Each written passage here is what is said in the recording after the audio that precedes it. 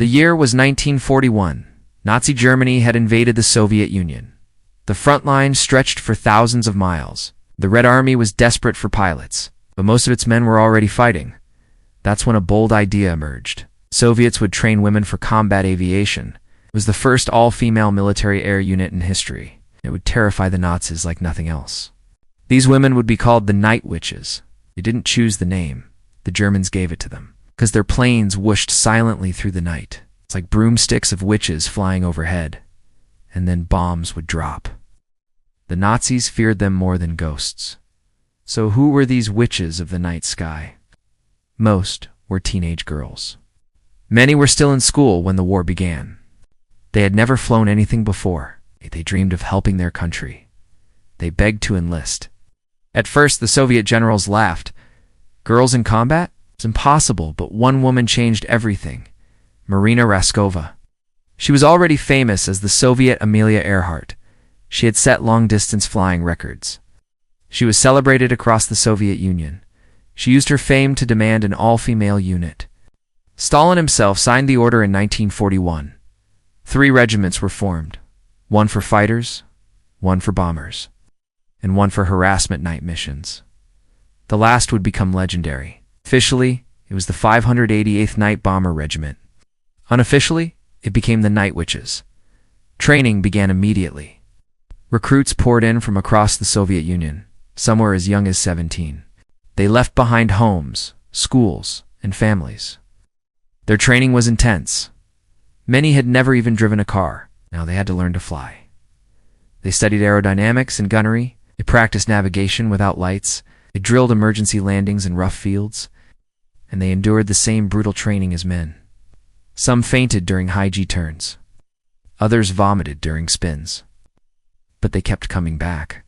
They refused to quit. They were determined to fly, and soon they did.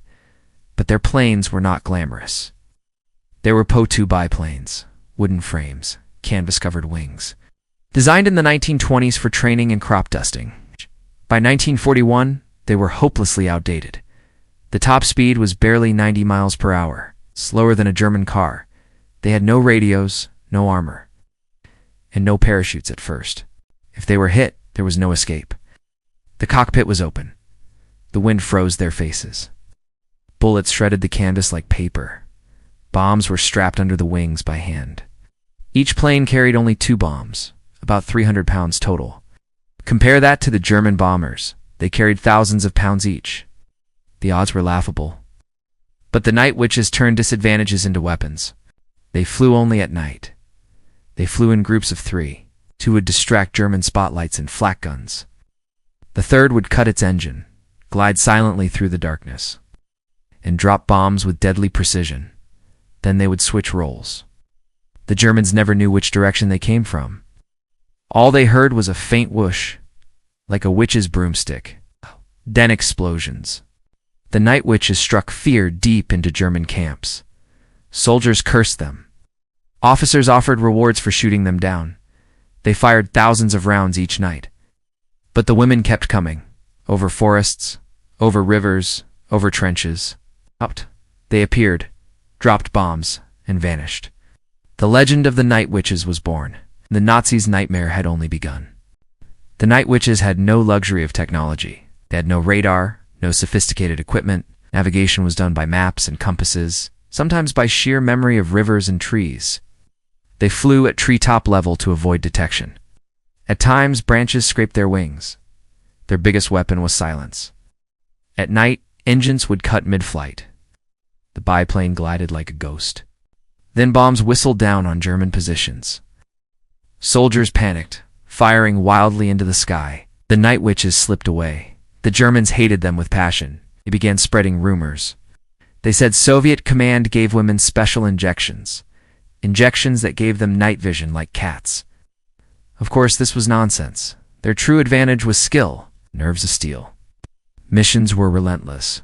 Some nights, they flew up to 18 sorties. That meant 18 times taking off, 18 times flying through flak fire, 18 times braving freezing winds, and 18 times dropping bombs before sunrise.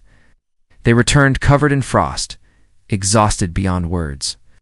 But they went up again and again, Their motto was simple: better to die in the sky than in the trenches. Maintenance was another nightmare. Planes were patched with canvas and wood. Mechanics were also young women. They worked in freezing mud, hands numb. Engines often sputtered mid-air. The pilots learned to fix them on the ground fast. Many planes had bullet holes patched with fabric. Some barely held together, yet they flew, hit their targets. Their most famous tactic was bricks of three. One plane drew the searchlights. Another lured anti-aircraft fire. The third swooped in unseen. They rotated constantly to share the risk. Each mission required trust. One mistake meant death. And yet their survival rate was astonishing. They were shot down, yes. They were captured, yes. But most returned again and again. By 1942, they were feared across the Eastern Front. Germans began refusing to camp in open fields. They dug bunkers to hide at night. Officers cursed when they heard broomsticks. The sound meant another sleepless night.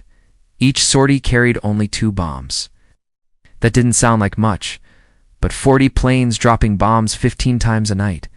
That was hundreds of strikes before dawn. The night witches harassed supply depots. They bombed fuel stations. They set enemy camps ablaze. They cut off reinforcements.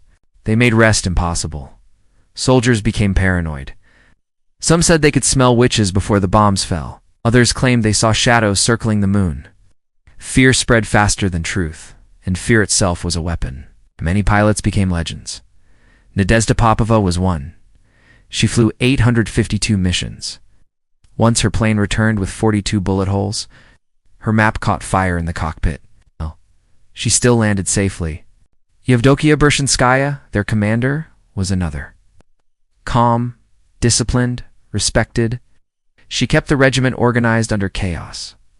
Polina Gelman led daring raids. She struck German rail lines with pinpoint accuracy.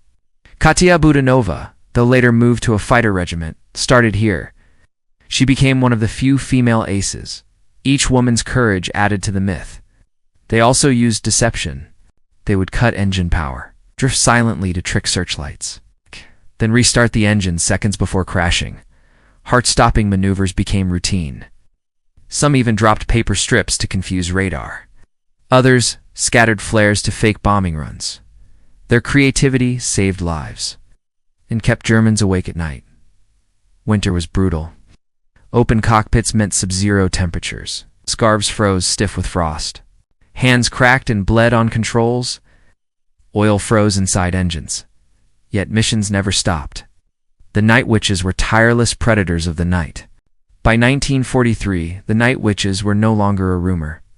They were an official nightmare in German reports. Even the Luftwaffe acknowledged them as skilled adversaries. Imagine the humiliation. Elite men chased by teenage girls in wooden planes. Yet that humiliation fueled their fame. Their regiment destroyed more than 3,000 enemy targets. They dropped over 23,000 tons of bombs. Ammunition depots, bridges, railroads all gone. They disrupted supply lines across the front. And they never once used advanced bombers. Every victory came from old, patched-up biplanes. By war's end, many of them held titles of Hero of the Soviet Union. Nadezhda Popova, Yevdokia Bershinskaya, Polina Gelman, and countless others. They received medals for bravery. They received recognition from generals. But recognition was uneven. Some felt they never got their full due. The Soviet Union loved propaganda, but gender still mattered. Many men dismissed them as girls with toys. Others refused to salute them. Yet their records silenced doubt. The regiment completed 30,000 sorties. That number alone stunned historians. Losses were heavy. Over 30 pilots died in action. Some burned alive in their planes. Others were captured and executed. Every loss cut deep. The survivors carried their memory. They said, "We flew for those who couldn't return." By 1945, their legend was sealed. When Berlin fell, many of them stood victorious. They had fought from the Caucasus to Poland. Their broomsticks had swept half of Europe. But peace brought new challenges. After the war, they were told to go home. Be wives again. Be mothers again. Many did. Some became teachers. Others became engineers. some faded quietly into normal life. But normal life was never truly normal again. The sky had marked them forever. They missed the roar of engines, the cold wind in the cockpit, the sisterhood of night flights, the bond that only war could forge. Post-war recognition was slow. For years, their story was underreported. Men's divisions took the spotlight. Yet whispers of the night witches persisted. Veterans told their children about the ghost planes. German soldiers who survived spoke of sleepless nights. Slowly, historians pieced it together. By the 1960s, the legend resurfaced. Writers began publishing their memoirs. Nadezhda Popova gave interviews. She laughed, remembering cutting her engine mid-flight. She smiled, recalling how Germans cursed their witches. "We weren't witches," she said. "We were just girls who wanted to serve." But the name stayed, and it grew in power, because it captured the magic of their courage. Today, they are symbols of defiance, symbols of resilience, symbols of women rewriting history. In a world that underestimated them, they soared. In a war that crushed millions, they rose, and they left a mark no one could erase. Monuments now honor them in Russia. Streets carry their names. Museums display their uniforms.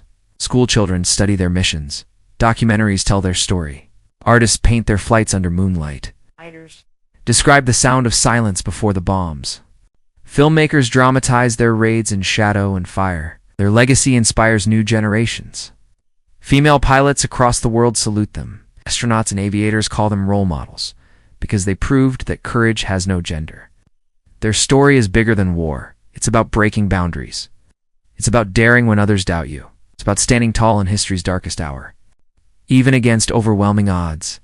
Some say they flew like phantoms. Others say they fought like lions. The truth is simpler. They fought because someone had to. They endured because they refused to quit. And they became legends because the night carried their whispers. Even now, their name stirs awe. The Night Witches, a regiment of teenage girls in wooden planes, who turned fear into a weapon and wrote themselves into eternity.